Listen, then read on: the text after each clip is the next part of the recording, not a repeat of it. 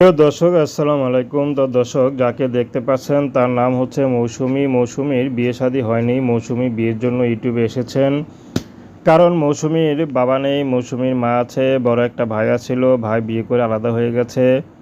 তো মৌসুমী মাকে নিয়ে মৌসুমী থাকে কুড়ে একটা ঘরে। মৌসুমী খুব সাধারণ জীবনযাপন।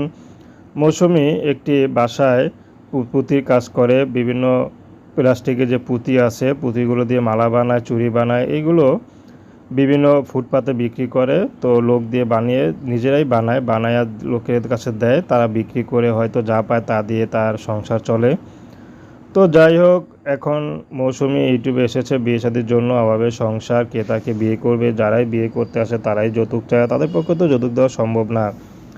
মৌসুমী একটি কথা, ছেলে গরিব হোক যেমনই হোক, শুধু দায়িত্ববান একটা মানুষ পেলে হবে, তার আর কোনো কিছু জীবনে প্রয়োজন নেই। তো দর্শক, প্রেম ভালোবাসা বিয়ে শাদী করা একান্ত আপনাদের ব্যক্তিগত ব্যাপার। আসুন আমরা 5 ওয়াক্ত নামাজ পড়ি, দেশের সেবা করি।